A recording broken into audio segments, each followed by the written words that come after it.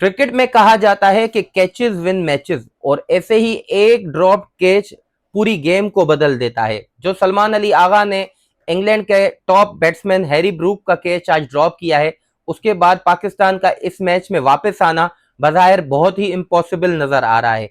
लेकिन क्रिकेट में कुछ भी हो सकता है, सो हम फाइनल कंक्लूजन तक तो नहीं पहुंच सकते, लेकिन जिस तरह की पोजीशन में पाकिस्तान आ गया है तो Pakistan is in deep deep trouble.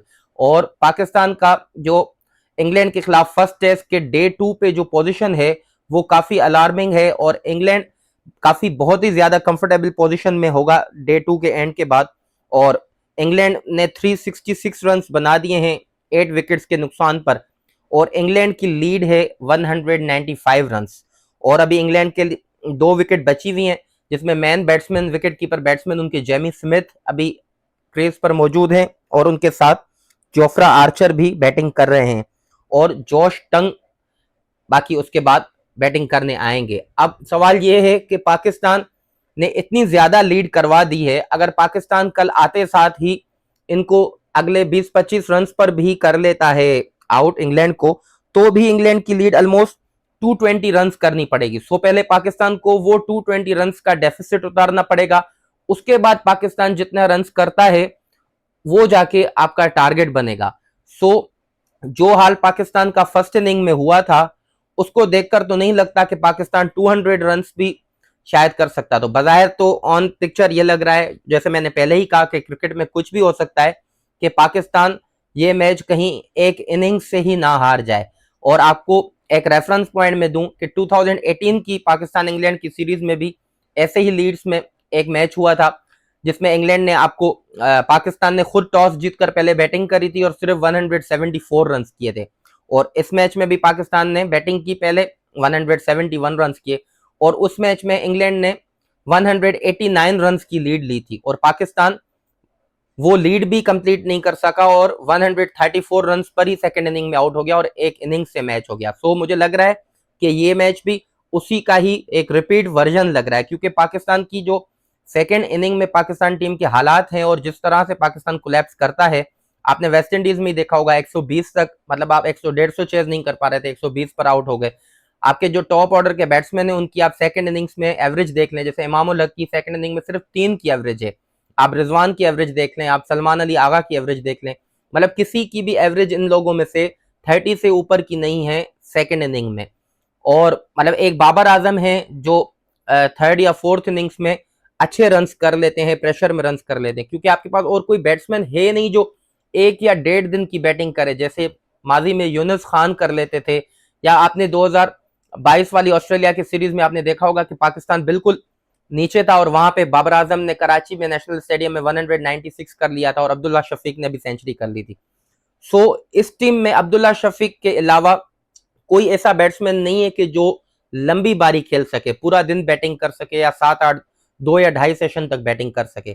सो आज के मैच में क्या हुआ, अगर आप व्यूअर्स ने मैच नहीं देखा तो मैं आपको एक एक मोमेंट के बारे में बताऊंगा कि पाकिस्तान ने कौन सी गलतियां की और पाकिस्तान अब किस पोजीशन में है। सो हमारे चैनल रन्स एंड विकेट्स को लाइक करें, शेयर करें और हमारे चैनल को सब्सक्राइब भी करें, एंड बेल आइकन को लाजमी प्रेस करें ताकि आपको आने वाली वीडियोस का नोटिफिकेशन मिल सके। Welcome to my YouTube channel runs and wickets, where every run counts and every wicket matters. आज इंग्लैंड एंड पाकिस्तान के फर्स्ट टेस्ट के डे 2 का आगाज हुआ। बारिश की वजह से एंड वेट आउटफील्ड की वजह से पहला सेशन तो आज बिल्कुल हो ही नहीं सका, तो आज के दिन में सिर्फ 57 ओवर्स का ही खेल हो सका। और इंग्लैंड ने जब अपनी इनिंग स्टार्ट की, पहला सेशन तो हुआ नहीं, उसके बाद बारिश एंड वेट आउटफील्ड की वजह से एम्पायर्स ने अर्ली लंच भी कॉल कर लिया था, और ऑलमोस्ट 3-3.5 घंटे के बाद मैच शुरू होता है। और उसके बाद इंग्लैंड ने जब अपनी इनिंग स्टार्ट की तो इंग्लैंड का स्कोर था 112 रन, जिसपे 2 out. Jordan Cox and Joe Root जो कैप्टन है इंग्लैंड के, वो बैटिंग कर रहे थे। और जब इंग्लैंड ने आज डे एंड किया है तो इंग्लैंड ने 366 रन कर लिए हैं और उनके 8 आउट हैं। इंग्लैंड ने 195 रन की लीड ली है। पाकिस्तान की जानिब से जो पिक ऑफ द बॉलर्स थे वो अली उस्मान थे, जिन्होंने आज 92 रन देके 5 क्रूशल विकेट्स लिए हैं, जिसमें हैरी ब्रूक की भी अहम विकेट शामिल है। उसके अलावा उन्होंने जॉर्डन कॉक्स की भी विकेट ली, गस एटकिंसन को भी आउट किया, ऑली रॉबिन्सन को भी आउट किया, हैरी ब्रूक को भी आउट किया एंड इन्होंने डैन लॉरेंस को भी आउट किया। सो जिस पिच पर, पहले तो सबसे मैं उस बंदे की तारीफ करूंगा, मेरे ख्याल से head coach Sarfaraz Ahmed and captain Babar Azam की जितनी तारीफ की जाए वो कम है कि उन्होंने पिच को एंड कंडीशंस को अच्छा रीड किया है एंड अली उस्मान को इस 11 में शामिल किया है। कल इवन मेरे समेत या बहुत लोग आप सोशल मीडिया पे देख रहे होंगे या बहुत क्रिकेट एक्सपर्ट्स, फॉर्मर क्रिकेटर्स ये कह रहे थे कि इंग्लैंड अगर 4 फास्ट बॉलर्स के साथ गया है तो पाकिस्तान को भी 4 फास्ट बॉलर्स के साथ जाना चाहिए और पाकिस्तान को इस पिच पे स्पिनर की जरूरत नहीं है। लेकिन head coach Sarfaraz Ahmed and captain Babar Azam जो थे and stand in captain Salman Ali Agha अगर इस डिसीजन में हैं तो इन तीनों को की इस बात पर जितनी तारीफ की जाए उतनी कम है कि उन्होंने अली उस्मान को इस पिच पे ट्रस्ट किया। अब जिस तरह की अली उस्मान ने आज बॉलिंग की है, it was so treat to watch. मतलब हेडिंगली लीड्स में ये कोई एशियन कंडीशन नहीं थी। जिस तरह का बॉल उनका ग्रिप हो रहा था, जिस तरह का बॉल उनका स्पिन हो रहा था, आप उनका आर्म बॉल देखें या आप उनका जो कन्वेंशनल जो लेफ्ट आर्म स्पिन होती है जो बाहर निकलती है वो देखें। मतलब एक ही एक्शन से, एक ही एंगल से वो आ रहे थे, उनका बॉल बाहर भी जा रहा था, उनका बॉल अंदर भी आ रहा था। अब ये डे 2 की पिच है। अगर जस्ट आप इमेजिन करें पाकिस्तान ने ये 171 रन के बजाय पाकिस्तान ने 280 या 300 रन कर लिए होते तो चौथी इनिंग्स इंग्लैंड को खेलनी पड़ती। और जो अली उस्मान का बॉल सेकंड डे पे इतना ज्यादा turn and grip and spin हो रहा है तो वो फोर्थ एंड फिफ्थ डे पे क्या होता। So result would have been totally different अगर आप बैटिंग में 100 रन और जोड़ लेते एंड आज हैरी ब्रूक का, हमारे जो स्टैंड इन कैप्टन है सलमान अली आगा, वो कैच ड्रॉप ना करते तो सिचुएशन बहुत ज्यादा डिफरेंट होती। सो अब हम शुरू से स्टार्ट करते हैं, स्टेप बाय स्टेप आज के जो डे को मैं बिल्कुल आपके सामने रखूंगा कि आज स्टार्ट से हुआ क्या है। जब आज इंग्लैंड बैटिंग करने आई तो वो 112 पे उनकी 2 विकेट्स गिरी थी। जॉर्डन कॉक्स एंड जो रूट ने स्टार्ट लिया और क्या कमाल उन्होंने स्टार्ट लिया। पाकिस्तान ने आते साथ ही पहला ओवर खुरम शहजाद को दिया। अब एक मुझे ये बात समझ नहीं आ रही कि कल रात से आज दिन तक लीड्स हेडिंगली में मूसलाधार बारिश हो रही है, मतलब बारिश रुक रही है, फिर बारिश हो रही है, बारिश रुक रही है, बारिश हो रही है। तो विकेट्स पे जो कवर थे तो आप इमेजिन नहीं कर सकते जब मैच स्टार्ट भी हुआ है, मतलब कल रात से इवन आज भी जब मैच हुआ है तो कितनी ज्यादा ओवरकास्ट कंडीशंस थी, ब्लैक क्लाउड्स आपको नजर आ रहे थे, मतलब धूप इतनी नहीं थी और ऑब्वियसली पिच पे भी कवर्स थे तो पिच में बारिश की वजह से कितना मॉइस्चर एंड नमी होगा। लेकिन हमारे फास्ट बॉलर्स, बिलखुसूस में बात करूंगा खुरम शहजाद की। आज खुरम शहजाद जिसके लिए हम मतलब काफी, मतलब 1.5-2 साल से, जब से 2023 वाले ऑस्ट्रेलिया टूर में उन्होंने अच्छा परफॉर्म किया तो हम सारे ये कह रहे थे कि वो रेड बॉल के बहुत ही मंजे हुए बॉलर है। ऑलमोस्ट मेरे ख्याल से 70 प्लस उन्होंने फर्स्ट क्लास मैचेस खेले हुए हैं और उन्होंने इससे पहले ऑस्ट्रेलिया का भी टूर किया हुआ है, साउथ अफ्रीका का भी टूर किया हुआ है, वेस्ट इंडीज का भी टूर किया हुआ है, पाकिस्तान में भी होम मैचेस खेले हुए हैं। ऑलमोस्ट 70 प्लस उन्होंने डोमेस्टिक क्रिकेट में फर्स्ट क्लास क्रिकेट के 4 डे मैचेस खेले हुए हैं। सो मुझे ये समझ नहीं आ रहा कि ये वेस्ट इंडीज सीरीज से मैं ये नोट कर रहा हूं कि खुरम शहजाद एक जगह पर बॉल क्यों नहीं गिरा पा रहे। मतलब 2 बॉल अच्छी करते हैं एंड उसके बाद 4 बॉल इतनी वेवर्ड लेंथ होती है या लाइन होती है, टांगों पे बॉल कर रहे होते हैं। अब मतलब उसपे सोने पे सुहागा, वो 9 बॉल्स भी कर रहे हैं। मतलब कैप्टन उनको लाते हैं, वो एक ओवर में 4-4 बाउंड्रीज कंसीड कर रहे हैं और साथ में 9 बॉल्स भी करवा रहे हैं। मतलब एक ओवर में 17-17, 18-18 रन आप जो रूट एंड जॉर्डन कॉक्स को दे रहे हैं तो वो आते साथ ही सेटल हो गए। उसके बाद कैप्टन उनको हटा रहे हैं, उसके बाद फिर कैप्टन ने उनको लाया, फिर उन्होंने 3 बाउंड्रीज एंड एक 9 बॉल कर दी।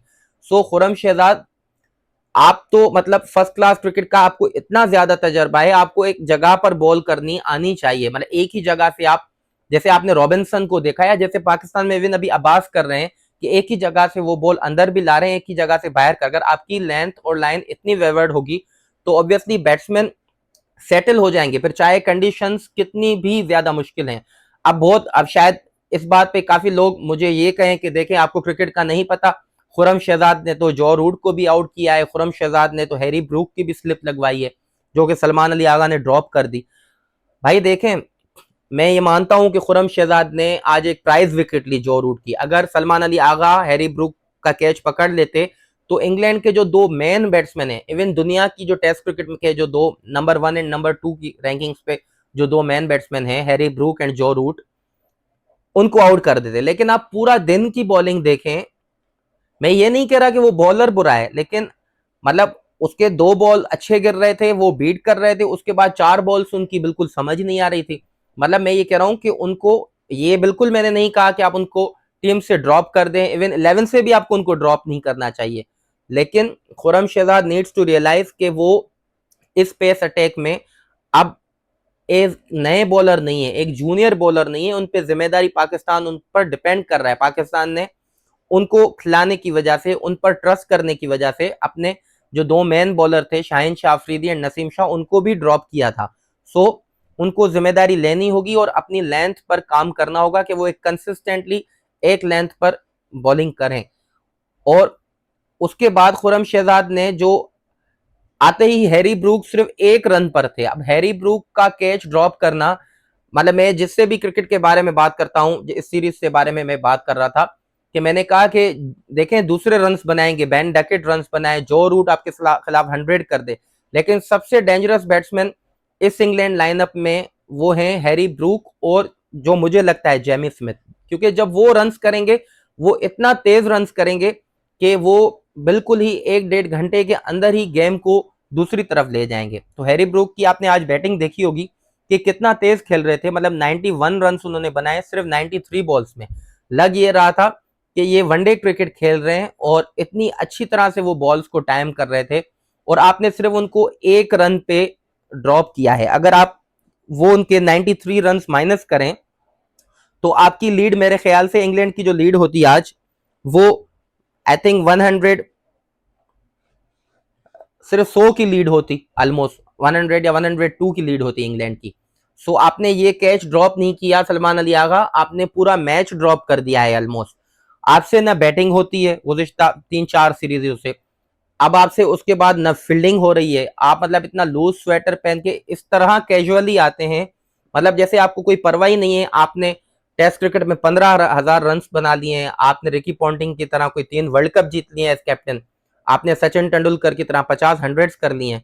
मतलब आपने अचीव क्या किया है, इतना आपका दिमाग में, मतलब आपका एटीट्यूड इतना ऐसा क्यों है गेम की तरफ, जैसे आपने सब कुछ अचीव कर लिया है।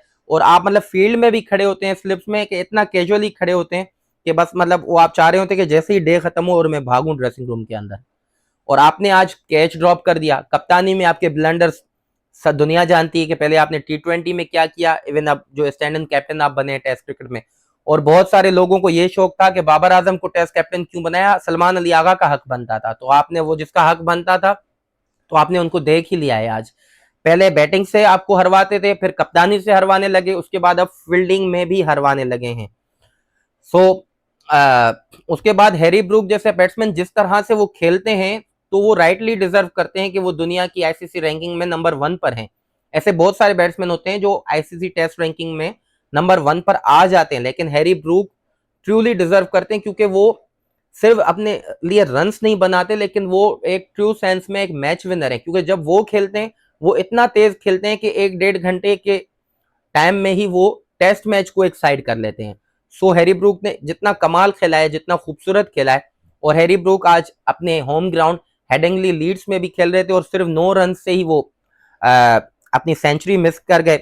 और इससे पहले लास्ट ईयर भी उन्होंने इंडिया के अगेंस्ट इसी हेडिंगली लीड्स, जो उनका होम ग्राउंड है, वहां 99 पर आउट हो गए थे। सो उनका होम ग्राउंड है, वो वहां पे रन्स तो करते हैं, लेकिन 100 से आके बिल्कुल करीब वो आउट हो जाते हैं। So we wish him all the best कि वो आगे जाके अपने होम ग्राउंड में रन्स करें। उसके अलावा मैं जो रूट की बैटिंग की तारीफ करूंगा कि उन्होंने 66 रन्स बनाए। जब आते साथ ही कंडीशंस मुश्किल थी, जिस तरह की मैच्योर बैटिंग जो रूट कर रहे थे आज, मतलब पाकिस्तान के किसी भी बॉलर को वो मौका नहीं दे रहे थे, कोई गलती नहीं कर रहे थे। एक गलती उनसे हुई और वो खुरम शहजाद की बॉल पर एलबीडब्ल्यू हो गए। उसके बाद अलावा जॉर्डन कॉक्स ने भी मुझे बहुत ज्यादा इंप्रेस किया है। मतलब एक वो बंदा जिन्होंने अपनी काउंटी में, जो इंग्लैंड की डोमेस्टिक क्रिकेट है, वहां नंबर 3 की पोजीशन पर सिर्फ एक दफा बैटिंग की, और वो नंबर 3 वन डाउन पोजीशन पर एक क्रूशल पोजीशन पर आते हैं और इस तरह की जिम्मेदाराना बैटिंग करते हैं। It was treat to watch. Dan Lawrence का भी कमबैक हुआ है, मतलब जॉर्डन कॉक्स और डैन लॉरेंस का काफी टाइम के बाद इंग्लैंड टीम में कमबैक हुआ, उन्होंने 51 रन बनाए। और गस एटकिंसन इस टेस्ट मैच में ना बॉलिंग में भी अच्छा डिलीवर नहीं कर पाए, इवन बैटिंग में वो इंडिया सीरीज आपको लास्ट याद होगी या भी वनडे सीरीज इंडिया के अगेंस्ट याद होगी को वो बैटिंग में आके नीचे से काफी अच्छा डिलीवर करते हैं, लेकिन आज अली उस्मान ने आते साथ ही उनको एलबीडब्ल्यू किया आर्म बॉल पर। उसके बाद ऑली रॉबिन्सन को भी उन्होंने बोल्ड किया। सो अगर हम बात करें कि खुरम शहजाद देखें चांसेस क्रिएट किए, जॉ रूट की विकेट ली, स्लिप लगवाई, लेकिन आप उनका इकोनॉमी रेट देखें 5.8 का इकोनॉमी रेट है। उसके अलावा आप मोहम्मद अली देखें, मोहम्मद अली जब भी मतलब ज्यादा पेस जनरेट करने के लिए जब ज्यादा जोर लगाने की कोशिश करते हैं तो वो भी वेवर्ड हो जाते हैं। और मोहम्मद अब्बास की वो डिसिप्लिन बॉलिंग करते हैं, काफी अच्छी लेंथ पर बॉलिंग करते हैं, लेकिन जिस तरह की उनकी पेस है 121 से 125 के दरमियान, सो बैट्समैन काफी आगे आके खेलते हैं तो वो स्विंग एंड सीम को न्यूट्रलाइज कर लेते हैं और अच्छी तरह से मैनेज कर लेते हैं। अब कल पाकिस्तान, अब Jamie Smith and Jofra Archer भी अब क्रीज पर मौजूद हैं। अब पाकिस्तान को कल आते साथ ही इनकी जो 2 रिमेनिंग विकेट्स हैं इनको आउट करना होगा, क्योंकि जेमी स्मिथ बहुत मशहूर हैं इस बात के लिए कि वो बड़े बड़े शॉट्स लगाते हैं, तेज रन करते हैं। अगर जेमी स्मिथ ने यहाँ पे आके 40-50 रन के एक तेज कैमियो खेल ली तो मतलब आप बिल्कुल 100% ये समझ जाइएगा कि ये मैच से आप बिल्कुल बाहर हैं। सो अब पाकिस्तान को कल आते साथ ही इनको जल्दी से जल्द आउट करना होगा और 210 या 220 से ऊपर की लीड नहीं देनी चाहिए आई थिंक पाकिस्तान को। उसके बाद पाकिस्तान में से अब 220 की अगर लीड हो जाती है देन पाकिस्तान को ऑलमोस्ट गेम में, मतलब मैं जीतने के लिए तो नहीं कह रहा, ऑलमोस्ट 400 से ऊपर ही रन्स बनाने पड़ेंगे ताकि पाकिस्तान गेम में अलाइव रहे, ताकि फोर्थ इनिंग में शायद आपका कोई मतलब 150 से 180 के दरमियान आप कोई टारगेट दें, शायद कोई आपका चांस बन जाए। सो उसके लिए पाकिस्तान को बहुत ही लंबी बैटिंग करनी पड़ेगी। ये सिर्फ एक प्लेयर का काम नहीं है, मतलब काफी मीडिया में मैं ये सुन रहा हूं कि अब्दुल्ला शफीक पे बड़ी जिम्मेदारी है। देखें 400 रन करना एक प्लेयर का तो काम नहीं है, इसके लिए 4-5 प्लेयर्स को चिप इन करना पड़ेगा, 4-5 पार्टनरशिप्स बड़ी लगेंगी तभी आपके 400 रन होंगे। सो अब मिलते हैं अगली वीडियो में कल डे 3 के एंड के बाद। हमारे चैनल को अगर आपने सब्सक्राइब नहीं किया तो सब्सक्राइब कर दीजिए एंड बेल आइकन को लाजमी प्रेस कर दीजिए ताकि आपको आने वाली वीडियोस का नोटिफिकेशन मिल सके।